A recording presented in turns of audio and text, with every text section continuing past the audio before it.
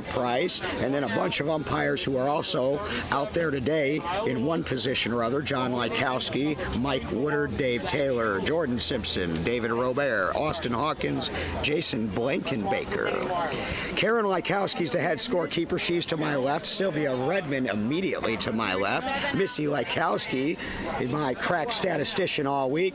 To my left, she corrects us if we make any mistakes. Linda Skaggs, Ronnie Higdon, Peggy Hurt-Franks, Tricia Cramp, Melanie Taylor, Brad Farmer, and Christina Heppen, the scorekeepers.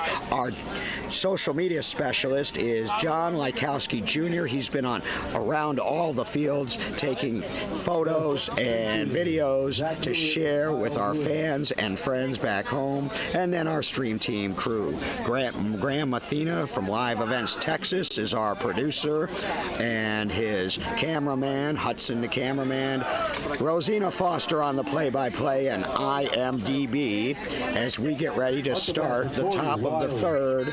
Edge needing some runs to get back into this game.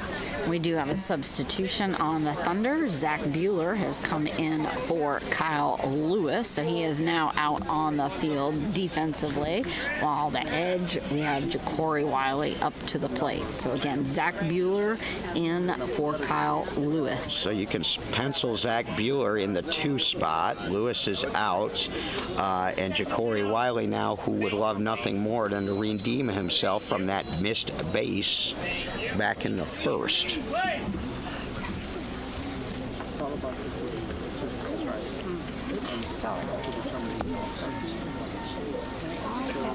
Ja'Cory lifting his head straight up before pulling the bat up over the shoulder.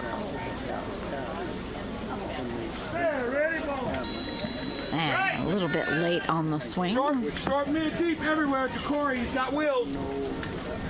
That voice is Darnell Booker in front of us. Just over the top. Booker, with a championship today, would pull into second all time. Rolling off the top of the bat. Behind Glenn Hopkins, who won 7 with the Hawks. And that is going to be an out for Ja'Cory Wiley, not what the Edge needed. Tough start for Wiley, missed base and a strikeout, and that's 1 out. Joe Fleeks coming up to back him up. So did they put Bueller in his usual deep left and move somebody else to that middle spot where Kyle was? I know they put him, well, yeah, he's in deep left center. Chris Stomavi is still out also in deep left all the way over. Okay.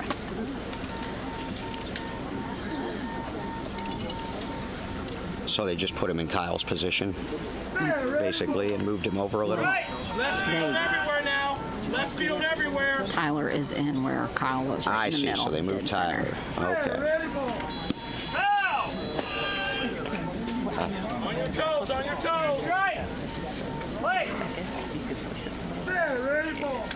And a grounder right on the left. Zach Bueller going to lay down on top of that.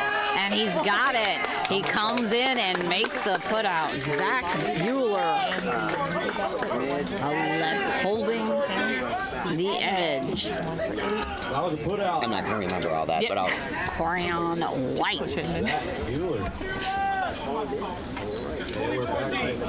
Joe Fleeks coming around the long way back to his bench. And while he takes the long way around the world to get back to the plate, we want to let you know, if you are close to the park or at the park listening to this stream, or even back at the hotel afterwards, the Women of Our League Wool Committee is selling raffle tickets for a variety of things.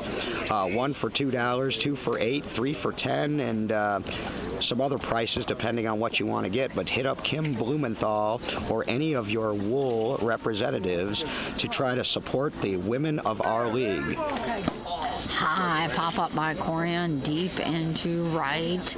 Tyler trying to come up on it. He's scrambling for it, and he's going to be safe. Corian White to get the edge up on the board at the top of the third. It's an 11-5 game with Caleb Wright coming on in. Corian White doing his job at the top of the order. He scored 3 times. And now this is Caleb Wright, who entered the game on defense for Grant Simpson. Caleb, a power-hitting young guy, native of St. Louis, came up with the Archers and transferred to the Edge last year. He does have home run power, but I don't want him to hear that because, you know, you don't want to go up swinging for one.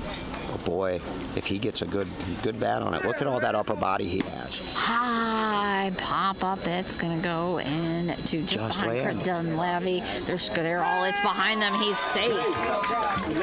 Another one up on the board for the Edge as they try to close that gap. 11-6. That was a nice, sweet, easy swing. He got under it, so it wasn't as deep, maybe.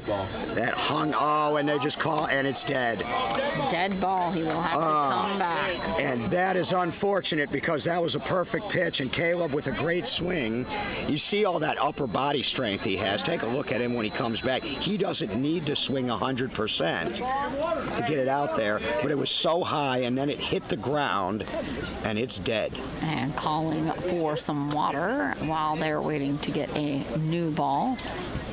The ball is, I believe, literally cracked and split as it was brought to. That can happen too because of the heat. Frank Mathena, one of the founding fathers really of pitching in this sport, explained it to us in Norman when it was 100 and some degrees there, why balls were splitting. Imagine putting a ball on low heat in the oven and leaving it there for 24 hours. It's going to stretch, it's going to expand, and it's going to harden up. So it's almost baking. Now, these balls have been kept in temperature-controlled air conditioning, but then they bring them out and leave them in boxes during the day in case they're needed for the games. And so that baby split, and I'll bet it was on account of the heat. Caleb Wright at the plate as a couple practice tosses for Jeremy there with this new ball. Caleb is actually wearing Boggs' jersey, number 23, but this is Caleb Wright.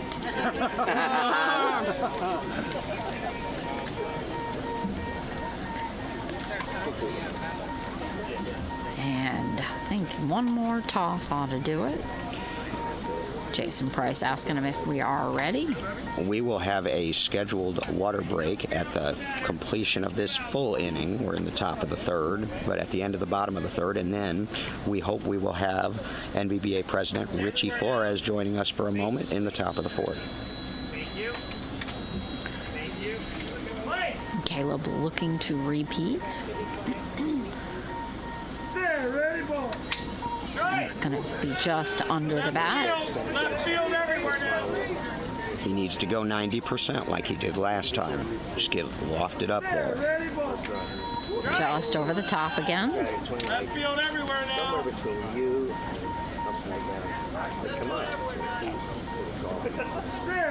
Going to take a pass. All right, they've gone as far as they can go in this at-bat now. Full count, 2 outs. And that's going to be a strikeout for Caleb Wright. And that's bad luck, Rosina. He would have scored on that ball if it hadn't died. There was one more. And nope, it's going to be a pop-up short just by Cody dropping. He's got to get to him. And Chris coming up to get it, but no, that's going to be the run. So he will get that run after all. I apologize, folks. I didn't mean to jump the gun there, and as it turned out, Caleb wouldn't let that happen. There was that dead ball, and so it looked like a full count, and in fact, it wasn't, because a dead ball is not a foul ball. It's just a no pitch, basically. So he came back up there, took the third pitch, and then on a 1-2 count, 1-3 count, he just delivered. So after all of that, everything works out for Caleb Wright and the Edge. And, you know, sometimes the sport doesn't lie, because that would have been a tough break. 11-6. Boogie, Elijah Burns up to the plate. I'll thank my play-by-play partner for saving me there, saving us on that pitch. I was ready to strike him out. Just over the top. So again, to reset, 11-6, top of the third, 2 outs.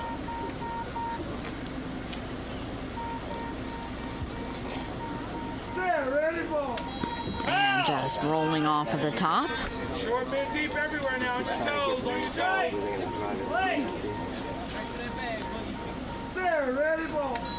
And he slams it over to the camera tent. Line drive right over there, narrowly missing. Jerry Wendell asking if he was aiming for him. Just a bit late. Hey, Win, remember that? Ripped it. That was a heck of a hit, though. Flat 45 degrees foul, though. So, Jeremy Lopez back in possession of the ball. just like any other baseball or softball, spectators, cameramen, sometimes even broadcasters have to be careful about foul balls.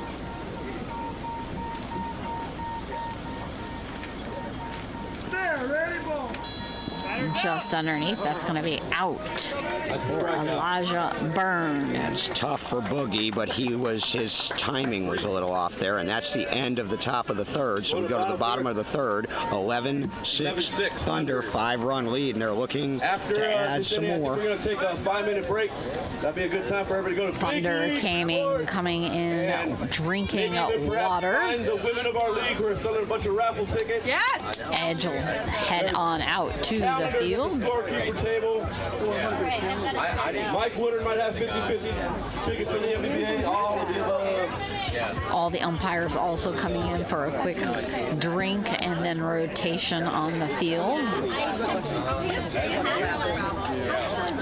I think they'll give the teams at the end of the third inning a water break. That was my understanding. But if the umpires, they just came in really quick for a quick drink. if the umpires need it, they need it. They're standing out there in the sun. Yeah, they don't get to come in at every inning to be under a tent for their at-bat. Edge now taking the Correct. field. And they've been out there all week long. They've been rotating them to try to give them a game off here and there. But it's been hot all week, and so those umpires have really, really done some yeoman's work to make sure all these games get played, officiated, carried to completion, and that we determine a world champion, which we are doing right now, and the Thunder are sitting pretty at this point. Still a lot of beat ball to be played, but if they can have an inning like they just had here in the bottom of the third, they might put the nail in. So let's see the Edge defense, and Miguel Tello's made 2 great plays already. He's keeping them in the game. But the Edge are just so shorthanded, so attrited by the rigors of the week. And the Thunder, the more you win, the shorter your road to the championship. And so the Thunder have played less games. They've only played 7. 3 in the round robin. And frankly, with a roster of 20-some players, as you're seeing today, they can keep everybody fresh and rested for that. And you go on to Wednesday. They played twice on Wednesday, won them both. Only once on Thursday, won it. And then once yesterday and won it. So they're fresh as daisies. The Edge have had to battle, and not so much for the Edge. They're down 4 starters now. But battling, 6 runs. They just need to play some defense as Rodriguez comes up to be followed by Jeffries and Bueller. And as our umpires are making their way back out on to their rotated positions, not only our scorekeepers, base runners, and umpires, a special thank you to all the unnamed volunteers that have been running all week. While we only have 1 game today, all week we've had games across 2 multiple complexes all over. They've been running balls and water equipment, getting people to fields they need to be at, and a great big shout out to them, of which this would not be possible. Tyler Rodriguez, ready for the pitch.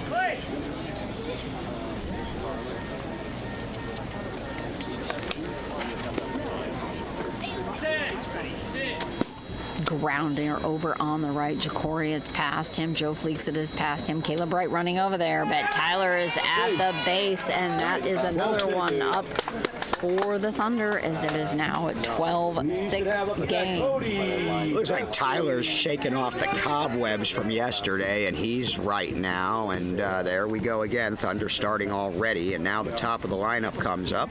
And I also want to remind everybody that the NBBA is selling 50-50 raffle tickets as usual this year. $1 a piece, half a dozen for $5. See Mike Woodard or see his granddaughter, Rayleigh Woodard.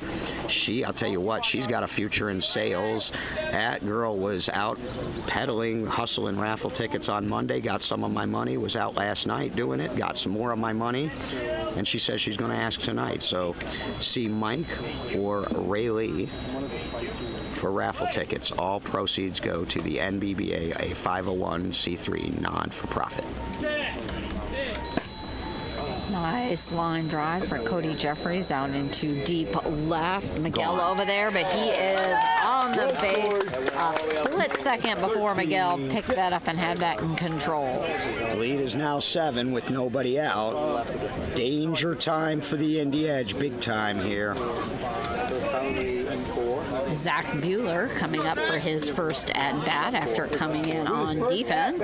Zach Bueller. Kind of nice when you can bring one of the top 2 or 3 left fielders in the game in off of your bench. That just shows you what a powerhouse this Thunder team is this year.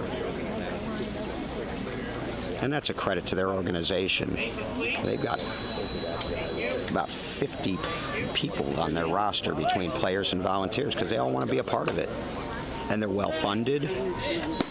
Grounder on the left. Corian running over this behind him. Miguel laying down. It's bounced off of him, and Zach is at the base. 2 of his former teammates couldn't make the play. That ball needed to be picked up. Anytime somebody like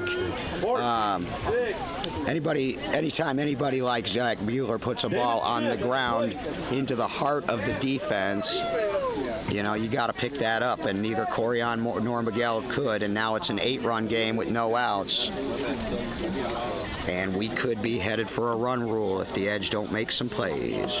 14-6 Thunder lead, bottom of the third, with David Smith up to the plate as Miguel resets his placement out in the field. David Smith 2 for 3, and he would be 3 for 3 as the designated hitter today if he didn't get robbed by Tello in the second.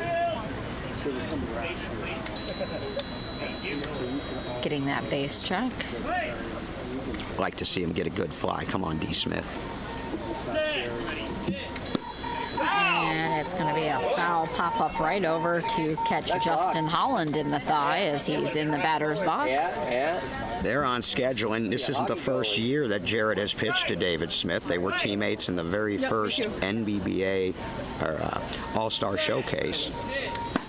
Line drive on the right and deep into that pocket pass. Joe Fleeks. And Caleb Wright running, but that's going to be a tumble over third for D. Smith, taking them to 15. Make it 3 for 4 for David Smith, and they're getting production from every spot in that lineup, no matter who they bring in the game. And now Howland back to the plate, so it doesn't get any easier. Jared coming back up as David Smith comes around behind home plate to head to his bench. The Edge need 3 outs before the Thunder score 3 runs, or we will be in a mercy rule situation. You never want to see that in the championship game, but man, you know, the Edge fought as hard as they could in some battles to get here, and they're just so banged up. And Jared Woodard is back on fire for the Thunder. And just underneath the bat.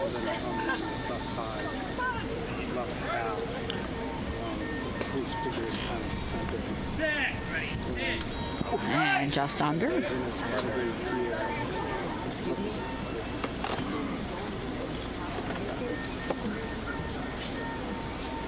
Taking a pass.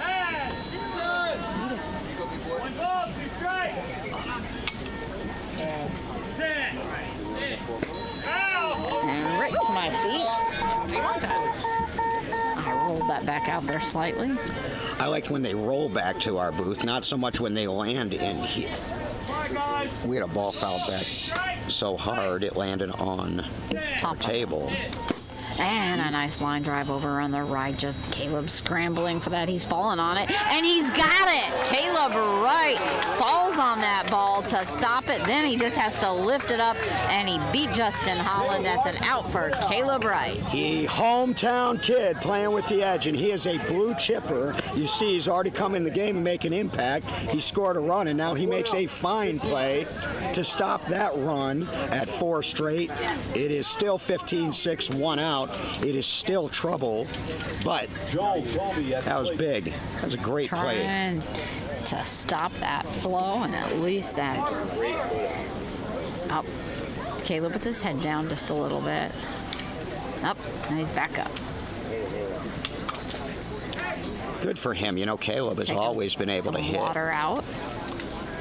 He's always been able to hit, but he had to work hard on his defense, and he just made a great play on the biggest stage in front of the biggest crowd that he's probably ever played in front of. And when he went to fall on that, it caught him pretty good in the lower stomach when he fell on that. Well, you know what? He did exactly what he's supposed to do. You want to get center mass. Same way if you're target practice, man. You want to get center mass because that's the biggest part, and that'll block the ball. So I have Joel Talby up when Corey is also down as he's waiting for Caleb to be okay. Just taking a breather on his knees and got a little bit of water. Leah Michaels checking on Corey. Everybody is now up and in place. I love that.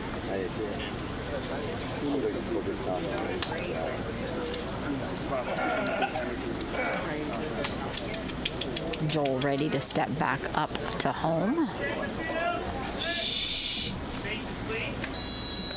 Thank you. Thank you. Play.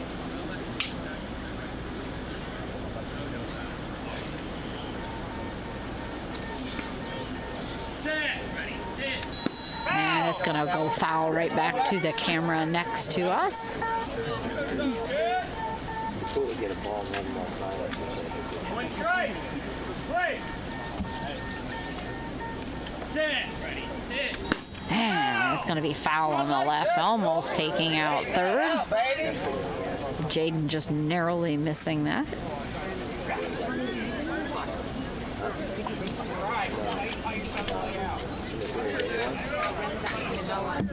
Ball now retrieved and making its way back up as Jaden tosses it in. And real quick, I'll start rattling off our placements for the 19 teams who made this journey, which started on Tuesday. And only 2 standing now. We'll get to that after this pitch. Joel going to take a pass. We'll get to it after this pitch. He pitches so fast. And just over the top. We'll try a third time. Put it in play, buddy. Now he's adjusting him a little bit. Here we go. And it's going to be foul on the right. There we Caught go. by Todd Holland. Now we can do it. 19th place this year. The St. Louis Sirens are all-female team. They are improving. They've got a few young players that, if they stick with it, are going to be cornerstones of that team. When you talk about Caitlin Overshiner, Clara Bloomer's coming into her own, Jasmine Nelson, exciting young players. Bouncing grounder. Let's see if that's going to just barely roll. Just rolled it's over right the in line. there. You did. Oh, Ja'Cory coffin coming corner. up on that. And he Safe. saved. Ja'Cory had it tied up in his shirt, and he couldn't get it off his body until after the base was touched. So that will be a run for Joel Talby. Gotta be clean with it. He had to come a long way, but he didn't have it off of his body. So the Sirens finished 19th. Boston Strong finished 18th. There's a second-year team. The Long Island Bombers came back this year as the New York Bombers because now they've got some players from on the mainland of the Big Apple. They finished 17th. Tyler Tigers finished 15th. Tyler Tigers 16th. Chaos 15th. New Jersey Titans finished 14th after being seeded 5th coming in. You know that coach Nestor Gonzalez and that team did not want that, and they had a really tough World Series. Minnesota Millers finished 13th. It's a good spot for them. And we'll get to the rest of it in a moment. Field is now set. Tyler with his yellow SpongeBob cleats.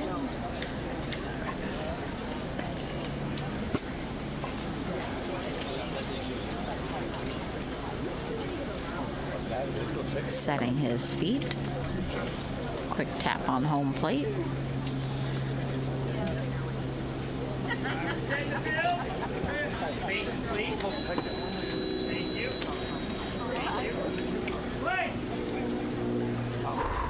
Tyler asking for the plane up ahead.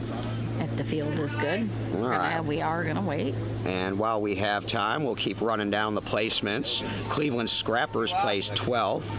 Boston Renegades placed 11th. Tough up and down week for Rob Weissman. Renegades almost upset the Fire in the quarterfinals on Wednesday, but then lost some tough games after that, so they finished out of the top 10. I don't remember the last time the Renegades have finished out of the top 10. 10th place was the Austin Blackhawks. 9th place was the Bayou City Heat. Here we go, back to action, Rosina.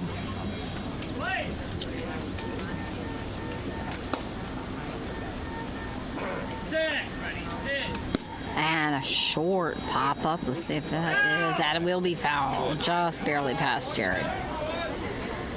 8th place was the BCS Outlaws. What a week to be an outlaw, huh?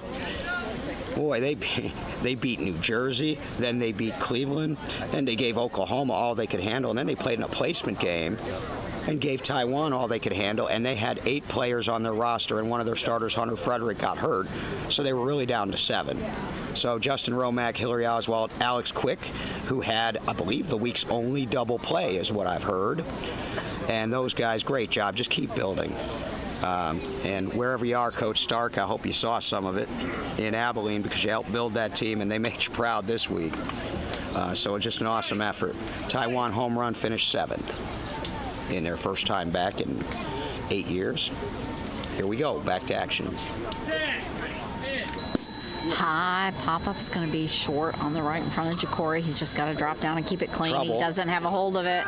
And he recovered it at the last minute. That was a bad base run. That was a slow base run for whatever reason. I don't know if you saw what happened there, but gave him time to do it. He wavered just a little bit. It just mostly was not as fast as normal. 2 out, sorry. Cody Jeffries. 16-6, bottom of the third. And I think our PA announcer, Mr. President, is confusing our scorekeepers. I believe there are 2 outs. I did it once with the count, so I'll cut him some slack. We can't all be perfect every time. No, we sure can't. But they're going to confirm that. But I have 2 outs as well in a 16-6 game. So they need to get one of these next 3 out to avoid that vaunted mercy rule. And we got subs now. So in the DH spot, Gerald, and this is when the Thunder here. David Smith will come out. Gerald Dykes will come in. What an effort by David Smith. 3 for 4 in the starting line. Number 2 is coming out. Number 2. Going in, number 53, Aaron. So he's putting the rest of his starters back in. We didn't even mention him. He's another one who didn't start.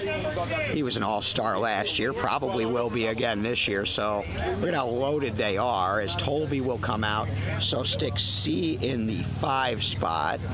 Stick Dykes in the 3 spot. So now they basically have their starting lineup back on the field with Jeffries and Bueller and Dykes and Holland and C and Rodriguez. That was their lineup yesterday, as you recall. Yep.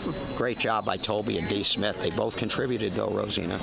And Jerry Wendell did come up to make a quick statement about that not taking place until they go in. until they're up to bat. Jerry knows that DB understands the rules just as well as he does, and that the 12-run rule does not take effect until the end of the inning. And a nice high deep pop up over into left. Miguel Tello scrambling to get on her. He is going to be safe. That is Cody. Oh, no, he didn't. Oh. That was safe. They called him, well, Run score 17-6. yeah, it was close Safe. play, but they called him 17. safe. So one more, and of course they'll finish this inning, but then as soon as the inning is over, I mean, they're allowed to add beyond the 12 runs to just get a cushion. And if they do that, then you'll see them empty the bench. They go pretty much 4 deep. Zach Bueller. They're going to double check. They're checking on that play. It was close. He reversed one already today after confirming with a plethora of NBBA trained officials. So he's just confirmed at first base. Now making the rounds out to the field. So while he's doing that, the home run finished 7th. The Oklahoma Lookouts, in just their third season as a team, Oklahoma finished 6th. Chicago Comets, how about that? 5th placed finish, highest finish since 2014. 4th place was the Gateway Archers, the hometown team.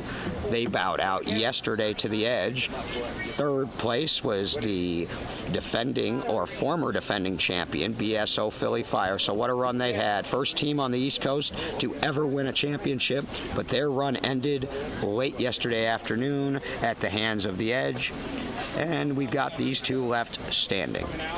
Number 39. 39.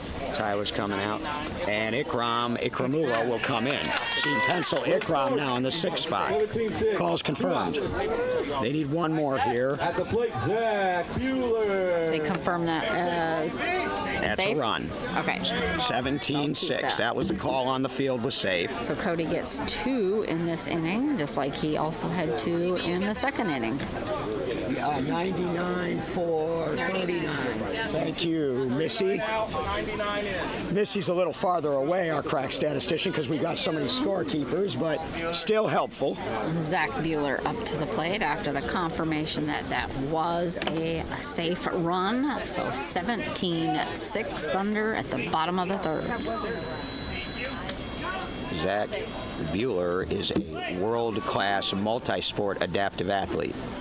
Paralympic goalball player, in addition to a world champion beat ball player. On the ground on the left, just past Somebody's Corian. gotta get Brandon it. Chester laying down. It's bounced off his arm, and that's a Zach Bueller run.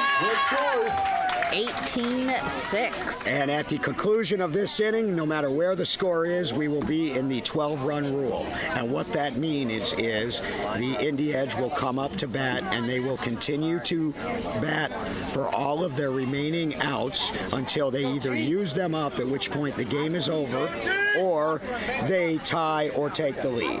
If they tie or take the lead at the conclusion of that inning, the Thunder would be able to use their remaining outs until either they use them up or they take the lead again, at which point the game's over. And that substitution of Gerald Dykus is now up to the plate. Is Gerald Dykus.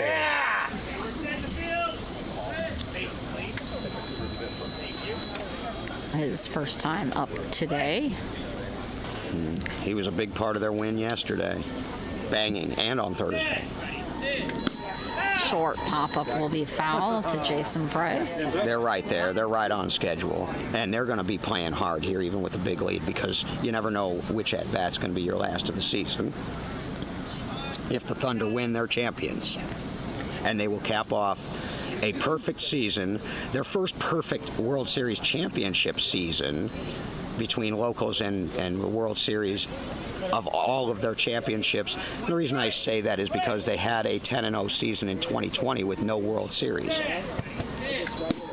And foul over to the camera tent again. But this is a little different. They were 18-0 in the regular season in 4 tournaments and a competitive scrimmage. They won everything, and they're 7-0, so they have a chance to go 26-0, and I don't know that a team has ever had an undefeated season with that many victories. In fact, I can probably tell you they haven't. The Kansas All-Stars had 20 in their 2007 perfect season. It is hard to do. Taking a pass. Now Jared wants to add on so that they can get some of their many players in the game. It's going to be a short little grounder, just barely coming up fair as Corion comes up to it. And he's got it. Corion with that put out. Bang, bang. And so unfortunately, he's not going to be able to get a bunch of at-bats unless the Edge come back in the 12-run rule. So we're in the 12-run rule. We're going to take a water break for the players. We're going to take a sponsorship break, and then we will have our NBBA president, Richie Flores, for the top of the fourth. Thank you, sponsors. Vision Corps is proud to be a home run club sponsor for the National Beat Baseball Association World Series Game of the Day. Vision Corps hires with the belief that vision loss shouldn't be a barrier to personal and economic independence. Join a championship caliber team with Vision Corps. We offer remote and on-site positions with our professional service department. Get started by emailing jobs@visioncorps.net. Austin Lighthouse is proud to be a fan club sponsor for the National Beat Baseball Association World Series Game of the Day. Stepping up to the plate for Texans. For 50 years, Austin Lighthouse has been the MVP for Texans who are blind or visually impaired, helping them step up to the plate and build careers, develop skills, and live independently. With over 50% of our workforce being blind or visually impaired, we're proving that with the right coaching and teamwork, everyone can knock it out of the park. From job training, our spring training for success, to assistive technology, the high-tech gear that levels the playing field, Austin Lighthouse is all about creating opportunities and access because everyone deserves a fair shot at the big leagues. Every donation is like a walk-off hit, providing tools, training, and hope to those who need it most. Visit austinlighthouse.org to learn more. Blind Institute of Technology is proud to be a home run club sponsor for the National Beat Baseball Association World Series Game of the Day. Is your business stuck in a slump? Still struggling with outdated systems while the competition runs up the score? Step up to the plate with Blind Institute of Technology, the MVP behind equitable training and job placement, digital accessibility consulting, and Salesforce expertise. Through their federally registered apprenticeship program, BIT trains and places professionals with disabilities into high-impact Salesforce and digital accessibility roles, helping businesses build a stronger team, more accessible systems, and a culture that wins.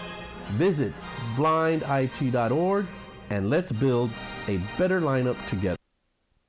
From those sponsors as we're preparing before we head to the bottom of the fourth in that 12-run rule. I have special guest here, NBBA President Richie Flores. Hello, Richie.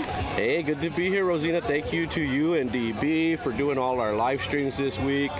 We've got a lot of views. We know everybody's watching right now who's not here in person at the hotel and all around the world. So it's been an incredible week. 19 teams came in here, had some fun, got their 7 to 9 games that they always look forward to at the World Series of Beat Baseball, and yeah, we're gonna finish it up here with a nice championship game between the two Indy teams. So speaking of all around the world, so far comments that I've seen people watching besides the U.S., there is Taiwan. I saw the Philippines was on there, Australia, and also some people in Africa were watching the live stream. And Puerto Rico as well. Let's not forget about PR. No, I would like to congratulate one of our newest board members, David Sanchez, who started a Puerto Rico beat ball beatball organization out there, and 2 of their players came and played on my team, actually. Bayou City Heat scored their first runs, made a put out. I had lunch with somebody from Mexico yesterday who's interested in doing the same thing and bringing a little bit more beatball to the Latin American community that loves baseball. That's a perfect segue, Richie. Tell me, you have another year at least on your term. The executive offices are 2-year terms. What are some initiatives and things that you hope to accomplish with and for the NBBA, not just next year, but in years to come? Well, number one is investments into our league, and so that means either outside donors helping us, raise the money to put on the World Series, but also engaging our members in if we're going to sustain our programs here and our World Series, we need to have buy-in from our membership. So my hope is to help our members invest into beat baseball. That's one thing. The other thing is outreach.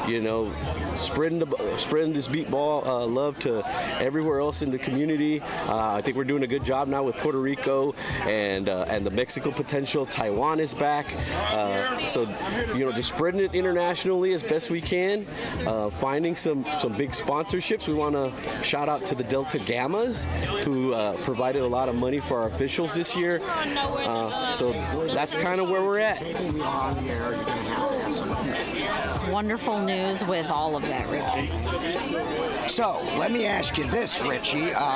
We've got a huge crowd here today, and it was tough with the heat to get spectators out early in the week, but we've got a championship-worthy crowd today. Mind's Eye Radio in the Lighthouse for the Blind of St. Louis, Jason Frazier and Eric Warnhoff and their whole crews, they put this on 2 years in a row. What can you say about the job Mind's Eye Radio and LHB of St. Louis have done collaborating with the NBBA? Well, one thing that's really awesome about Mind's Eye and the Lighthouse involvement with Beat Baseball is that they are now members. They're members of this organization. So a lot of times we go into business with cities, host cities that really want us to come, but they're just wanting Beat Baseball in their city. They don't necessarily become members of the National Beat Baseball Association, but Jason Frazier's a member, Eric Walhoff is a member, Mike Curtis is a pitcher. They all work for Mind's Eye and Lighthouse, and so that's kind of an interesting thing. And so we've had 2 years in a row here. Now Jason has taken what he's learned at the World Series and invested in tournaments around the country, like in Las Vegas, and partnering with the California team to give them some play out there. There's talk about turning the Vegas regional tournament into a developmental tournament for teams that are under the top 10. We're also, doing stuff and outreach with George Mason University in October. So we have members now, and not just collaborators now, through the connection with Mind's Eye and Lighthouse. One final question from me, and then I'll turn it over to Rosina before we start the bottom of the fourth and get you back to your PA duties. You mentioned the initiatives you have planned. What do you think is the biggest, or are the biggest, challenges facing the association as we head into our 50th anniversary in 2026? Equipment. I don't know if you guys, I know all of you have been listening to the streams and you hear how many times these balls go dead. We're still looking to improve our equipment. We've always been looking to improve our equipment. We have 2 vendors who make balls. If there's anybody in crash technology engineering expertise, we want to know you. We want to do business with you. But that's where we're at. So equipment, balls, we need a new ball vendor. We need new base vendors. But the equipment is one of the biggest issues right now that we're facing, and dire to keeping us going. Anything else for Richie there, Rosina? Not for me. We do have the teams look like they're ready to get this game on. Well, thank you, guys. The run again. Richie, Thank you do an excellent job, man. You do an excellent job for us, and good luck in the future with the National Beat Baseball Association. And if you turn around 180, I think we hopefully will have a runner to get you back to your station. Got you, David. All right. Thunder is out on the field as they prepare to defend. We are, again, reminder, 18-6 as we're going to jump to the bottom of the fourth as we are in that 12-run rule. Jeremy Lopez getting a couple tosses there. Some sorry, top of the fourth. We will skip the bottom. Jeremy Lopez jumping to have that ball in good practice as Brandon Chesser comes up to the plate, stretches from the Thunder out on the field as they stay limber and ready to defend. I think there will be, we did have a reminder of not only some subs, but some defensive position changes. That might be Brandon. Chris Dunlavy gone from deep left, is now in the center. Ikram is now in short right. Justin Hollins still in deep right. All right. And Aaron C. playing that deep left. So the Edge essentially have 9 outs to score 12 runs. Thunder defense will stay out in the field for the rest of the game unless the Edge come back. You hate to see this in a championship game, but boy, the Edge is so banged up, and the Thunder just playing at a championship level. All 3 levels, guys. Brandon Chesser. The voice to our right is Darnell Booker, legendary Hall of Fame head coach of this team. Built it in 2000. I saw it in its infancy. I played from 2002 to 2007 with the Thunder. And he's built it up over the years, tinkered with it, built it, rebuilt it, got it right in 2016, won 5 in a row, rebuilt it again, took third the last 2 seasons, and now on the brink of another world championship. High pop up into deep left. Aaron C. running over there. Zach Bueller making a play, mad dash for it. That's going to be a run for Brandon Treasure. Well, the Edge have other ideas. That was a poke. Bueller couldn't get over there, so that's 1 back. 1 down, 11 to go. Ja'Cory Wiley stepping up to the plate. Ja'Cory's having it rough today. You'd like to see a run out of him. He missed that base in the first inning and struck out. Everywhere, guys, everywhere now. Ready? Aaron C. taking a step over. Zach being backed up by spotter Casey.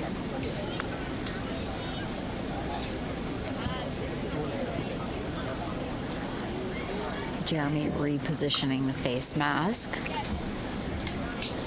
And still messing around with third base, having some issues with that, staying into the speaker.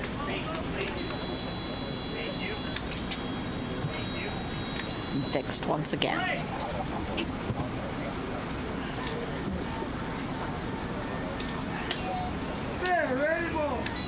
And it's going to go under the bat for a strike.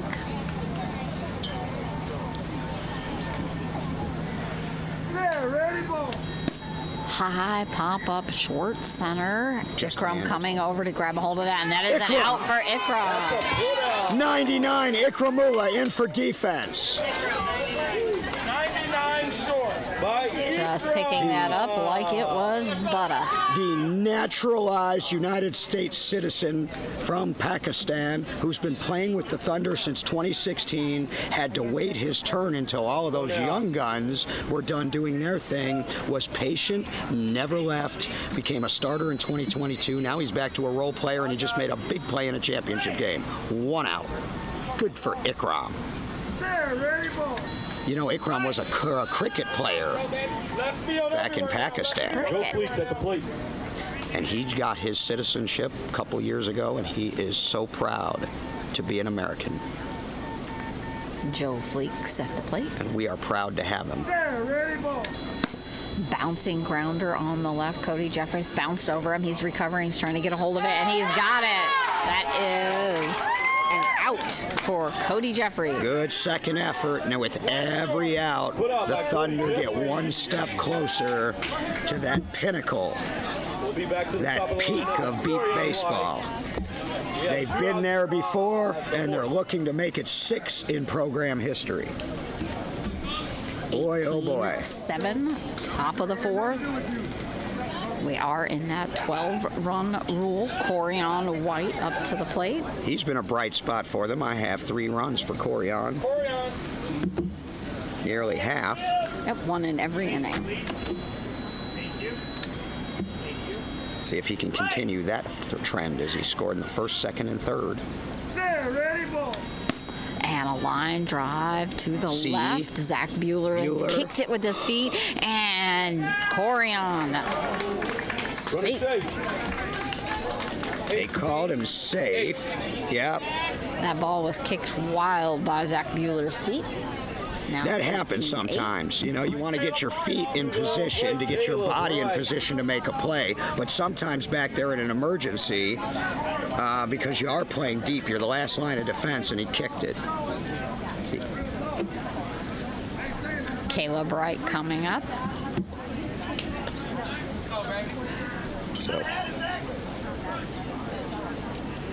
So Corian with his fourth run. Yep, he's maintaining that one for every inning. But we do have players on the Thunder who are getting two in some of their innings. It's a long climb for the edge. Yes, please. Caleb adjusting his bat up along home plate and shifting his feet until Jeremy is happy with that. We want to remind you that the NBBA Awards Banquet is tonight at the Marriott at the Airport main ballroom. Cocktail hour at 6. Banquet starts at 6:30, I believe, with the Hall of Fame induction ceremonies. Pop up short right. Ikram's going to have to, that's going to roll foul. As Caleb tumbles over first, not quite stopping in time. Ikram was tracking it. Ikram's got ears, too. Really good ones. They're calling for a new ball as well. May as well in a championship game here as we get later in the game. Yeah, there's nothing. You know, it's dead. But it was foul. It was foul, but it's a dead ball, so he's going to count it as a dead ball. It's a strike. Oh, it is a strike. Good. All right. That's what I thought, and Jason Price confirms that is a strike. Foul ball does take precedence. I misheard him. Jason got it right all along. 18-8. 2 outs on the edge. Caleb Wright coming back up to the plate. Top of the fourth. It is still hot out there. He is coming back slow. Jeremy calling for water for him. And while they get him some water, I want to take a moment to recognize my public relations team, which has been awesome all year. I believe, maybe a little bit biased, that it's the best and deepest PR team we've ever had in this league. Darren Keepers is my right-hand man for all things media, social media, marketing, fundraising, and all that. He's like my Iceman. If you've watched Top Gun, Christina Smears is my other wing person on the other side. She does a lot of our visual interpretation work. She collaborates on various committees, including outreach. She also makes sure that notices get posted on all sorts of social media platforms. She's an admin of Beep Ball Nation, and she does a great job. Cassie Hopkins coordinates our live streams with the tournament committee to make sure that everybody's where they're supposed to be and the field assignments are correct. Caleb Wright ready for the pitch. We'll recognize some more of them. Just underneath the swing. Of course, Richie Flores, who was my predecessor as PR director, but before moving up the chain of command, he coordinates a lot of podcasting and so forth, and does a lot of fundraising. These sponsorships that you have been hearing, those pre-recordings, that was Richie's handiwork, so he does a great job. Taking a pass. Graham Mathena, of course, who's running our stream today. He's our stream team director and producer. John Lykowski Jr., my social media specialist. And that is going to be out. And a strikeout. Third out. I almost think Jeremy was working too quick there. He was really speeding it up on the kid, and that didn't work. So we're going to head to the top of the fifth. 18-8. Thunder leading, and Elijah Burns coming up. Jordan Flatt. Jordan Flatt, the rookie, is going to come in. Well, he's a second-year player, really, so he's not eligible for Rookie of the Year, but he's basically a rookie, and he's outstanding. About 18 years old, product of the Indiana School for the Blind, and he's a star, going to be a star. He's a star in the making. He'll go in for Bueller as Booker starts to empty his bench, but he's going to do it, and you don't want to do it all all at once in a game like this. It is the edge. I mean, they are here for a reason, but he's going to gradually get more people in. So Jordan Flatt in for Bueller. But he is going to be playing short right, so Ikram moves to deep right as Elijah Boogie Burns is at the plate. And we are at the top of the fifth now, 18-8. 6 outs away from being back on top. And strike. Darnell Booker gets another mention on my PR team because he is our radio and television coordinator. Dropping about 10 feet out, foul. Booker helps coordinate and set up the ISC broadcast that we do at the Indy Thunder tournament with ISC Sports Network. You may have heard Greg Ratestraw and Derek Schultz and myself do games. It's going to be a bouncing grounder up the middle. Cody Jeffries coming for it. It's gone over his hand. He's turned around and scrambling for it, and he has it. That is an out Missed for the Cody base. Jeffries. I'm convinced he either ran the wrong way or missed the base.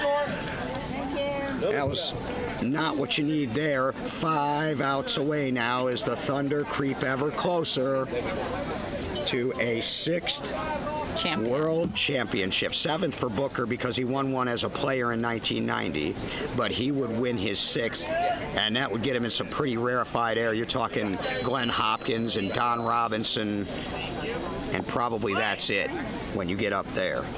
Brandon Chesser. And it's just underneath for a strike. Zach Arambula from Tappy Sports helped with our All-Star Showcase for the PR It's going to committee. be a grounder up the middle past Cody Jeffers' fingers. Chris Dunleavy over there snagging that up.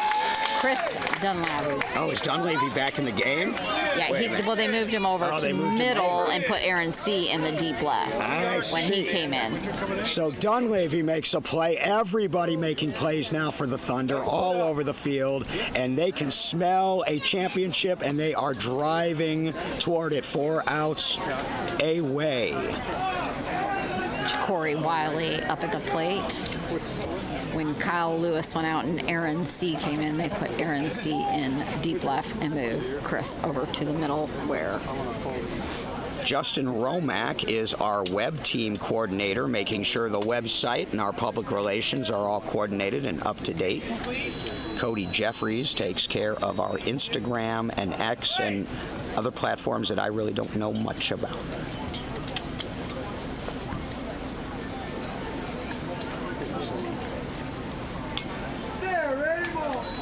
and that's going to be just over the top of the bat. And I don't think I've left anybody out of my public relations team, but if I have, you know who you are. Short pop-up going to be fouled. Jason Price catching that on a 1 bounce rule. I wonder if Jeremy Lopez knows that he's got 30 seconds to get a pitch, because he's doing it about every 7 seconds here about. I don't know if he's trying to get quick pitch to try to get some runs in, or frankly just to get this game over. And just over the top of the bat.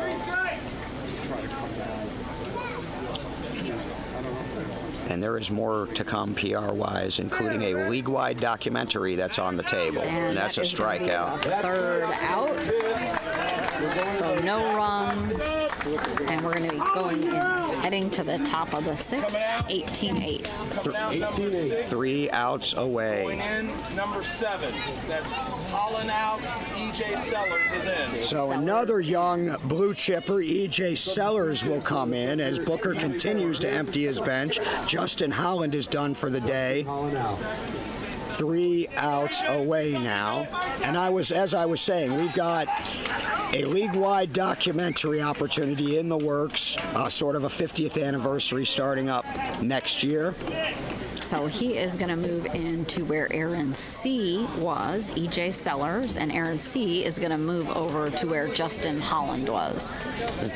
After that, Joe. And So- we have a sub on edge.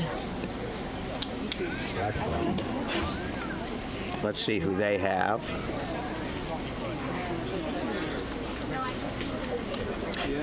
And while they do that, I want to finish up because I'll never be able to if I don't, because they're moving quick. But I want to finish up with the PR stuff. We've done a lot of great projects. We had a MLB World Series program ad, which was seen by hundreds of thousands. Our PR page now is over 5,000 followers and growing. We've got a YouTube channel up and running. We've moved all of our live streams from the last 10 years over to YouTube from Facebook so that they can be better archived and preserved. And we've got a documentary project in the works. So thank you to everyone on my team for making this the best it can be and getting Beat Baseball in the eyes and ears and living rooms of as many people as possible, not only in the United States, but throughout the world. You were rattling off all of the different countries and continents that have been tuning in. And that is a credit to my team and Randy George's public outreach team and all the other things that President Flores was talking about. All right, so enough about us. All of the subs from the Edge, but I do have one. Jacques Franco. 48 for 32. For Joe Fleeks. So he is the 6th spot. Franco, a young guy, I think he may be, or a new player. And who is 47? I don't have a 47. I don't have a 47. Maybe it's no, 27. 27. Lupe. That's the veteran Lupe Perez.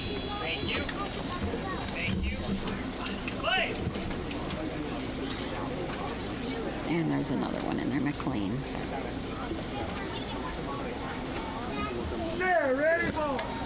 And that's going to be a strike one.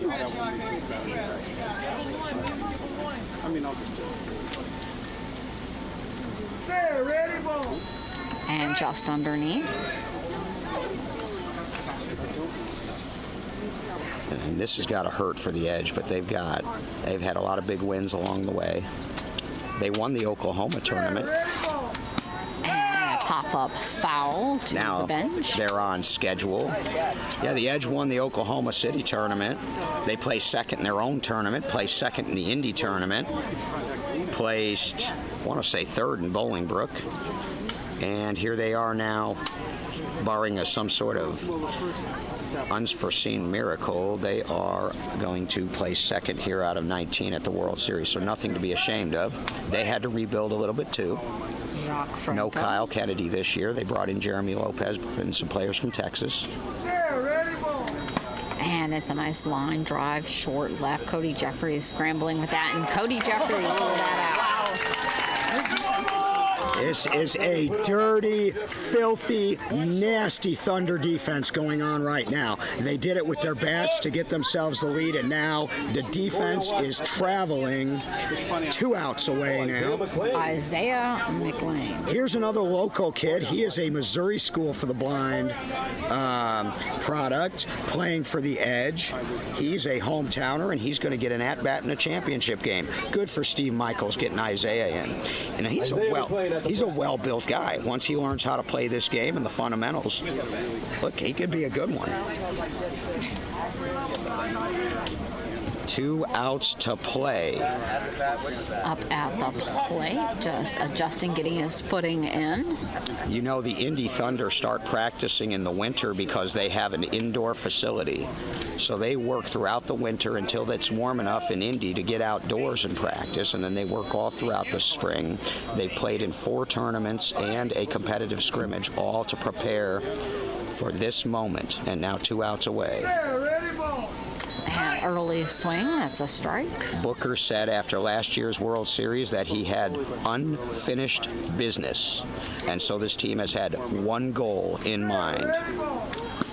And a nice, good hit. That's going to be a foul. And he runs right into the bench. Ooh. And he ran right for that's tough. Thunder bench. I think he's all right. He's a tough kid. He is up and coming back. It's a scary situation, and sometimes the hardest thing for a new player is learning how to run straight to the base, especially if you have a little bit of vision and you're not used to being under a blindfold. It can take a little while. Even some of these Thunder young guns that are partials that have some vision. I remember Gerald Dykes, his first year in the league, he used to miss bases. Corey White took him a while. Corian White did all. It's a learning process, and Especially for partial. this experience here is only going to help Isaiah McLean next year and down the road. I'm going to turn third base just a little. And first. This is a 10-run deficit, 18-8. 2 outs to go in Top of the the sixth. sixth in a run rule. Thunder on the brink of accomplishing their one goal and finishing that business that Booker's been talking about all year. In fact, I think he even may have made it a hashtag, unfinished business. Right. I think we're hotter. I think so. And ready again, Elijah McLean. I mean, we were straight up in the sun now. Like what we said. Jeremy getting his footing placed just so. And a nice grounder up the center right, and they yelled stop. He's out running into the field, almost running into Cody Jeffries. And that's an out. Yeah, That will be an out. That is interference, and when they have to yell stop to stop a play because of safety, the player that is out of line, in this case the base runner, it's an out. So Jeffries will get credit for that out. 1 out away now for the Indy Thunder. Caleb Wright coming up to the plate. Oh, bring your ID. Yeah. So on that interference, the out goes to the runner that was to the fielder that was closest to the ball. Oh, that will be further out on right then, not Cody. He was almost going to hit Cody Jeffries, but the ball was in the right. Yeah. So I'm not sure if that will be Kristen Lavey or Ikram that will get that. Probably Ikram. Usually they'll give it to the shorter player, but we'll see. Caleb Wright, 1 out to go for the Edge. Last chance, and the Thunder ready to explode off that bench. 18-8. And tipped rolling off to the catcher.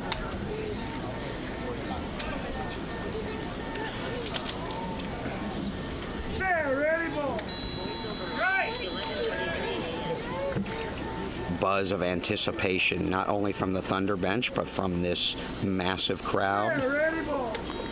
And another strike. Catcher, I believe, is John Boggs. 1 strike away from a world championship. High pop up into mid center. play. Creston Lavey is rolling over his body. He's scrambling for that, and he's going to be safe.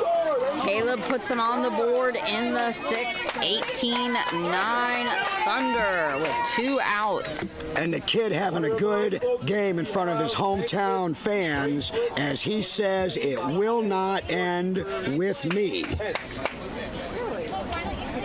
And are we going to see a cameo appearance here from Lupe Perez in a championship game? He's played in about a dozen in his career, over 30 years. Is that what we're about to... This is Lupe Perez. It is. So I mentioned those championships in the 90s for the Blackhawks from 1992 to 1998. Lupe was a part of most, if not all of them. Went to the West Coast Dogs, won 4 championships with them. Came back to the Austin Blackhawks, won 2 championships with them. So he's got championships in 3 different decades. Not going to get one today, but he will get an at-bat. Probably the all-time leading run scorer in World Series history, although we don't have those records. And a grounder just inside do past it. Cody.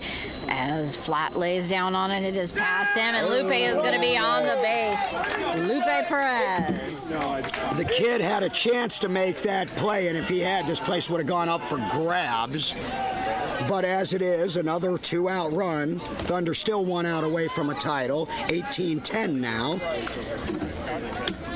Edge hitting those double digits, and now back to Brandon. And Brandon with 2 championships, 2014 and 2015 with the Austin Blackhawks. You know he doesn't want it to end with him.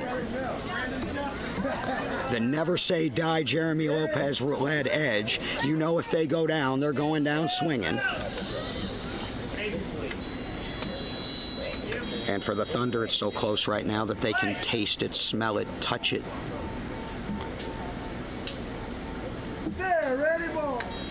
And it's going to be foul on the right. Brandon, knowing it, not even taking a step. Yep, right idea, wrong direction. If he can straighten that out, that's going to be a good hit. He got good meat on it. Just needs to square it up.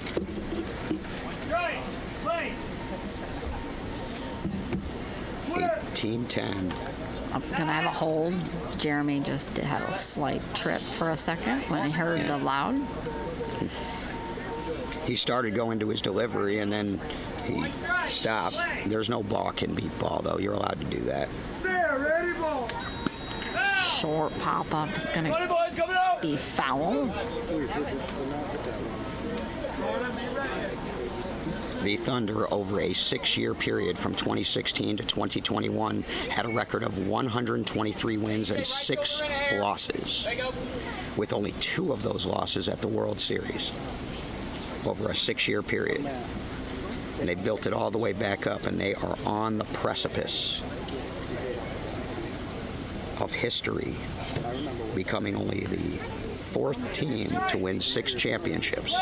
The Albuquerque True Sight, Austin Blackhawks, West Coast Dogs, tied with Taiwan with 5. And that's going to be a strike. And a correction on my call earlier. That was not Jordan Flatt who missed that grounder. That was E.J. Sellers, that it was just past his fingers. Here we go. 1 strike away again.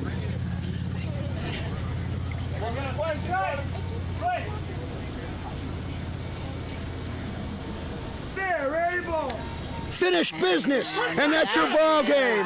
And the Indy Thunder have once again ascended to the peak of Beat Baseball Mountain. They are your 2025 NBBA World Champions, 6th in program history, 6th for Darnell Booker. The Indy Thunder back on top. And the Thunder hauling out an entire cooler full of ice water to go dump on Darnell Booker out on the field. He narrowly missed most of that at catching his feet. The entire Thunder bench and supporters all out on the field as hugs, cheers, arms throwing, and congratulations all around for the Indy Thunder. Congratulations on that Booker, 18-10. Booker said unfinished business. You know what? I know. Cody Jeffries said 1 goal, and they have now accomplished that, and they did it with a perfect season. 26 wins, never a loss. The Indy Thunder are back atop the Beat Baseball world, and they did it in convincing fashion. This game was never in doubt. Indy Edge lining up on third base side, quietly waiting for the Thunder to settle down before they go for their congratulation handshakes. The Thunder overcome with emotion as they take on this championship. Hugs all around. They are now starting to line up. And Booker leading off with the handshakes. And when you think about this, David Smith, after being in 4 championship games and coming up short with the Jets, he gets his first championship. Cody Jeffries gets his first championship. Some of these players have their 6th, like Kyle Lewis, Adam Rodenbeck, Gerald Dykes, Zach Bueller, and that whole crew. But for some of these, this is their first. It's not the first for Booker. It's his 7th overall, 6th as a coach. They said they were going to rebuild it. They said they were going to do it.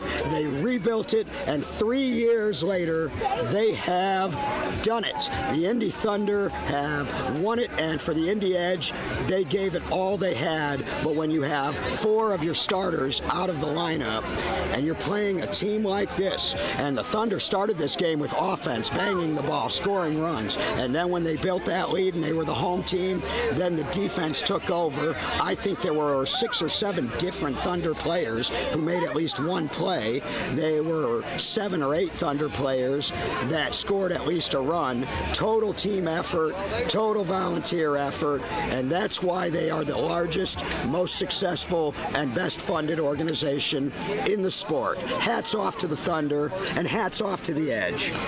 Thunder, congratulations. That is our 2025 champions, but it has been a hot week, and a great big shout out to every single player out here who was playing all week in the sun. There were injuries, there were heat issues, we had morning games, we had night games. Congratulations to all the players on another year of World Series, but the biggest congratulations of all, the Indy Thunder. On behalf of the NBBA and everyone, sure all our fans, supporters, and friends, we thank you for listening. I want to thank our stream team crew, Graham Mathena, Live Events Texas. I want to thank Hudson, our cameraman, our tournament committee for coordinating it, and my play-by-play partner, Rosina Foster. This is the third season in a row that we have teamed up, and it's been a blast. So thank you to our team, and I will see you down the road. This is DB David Benny, one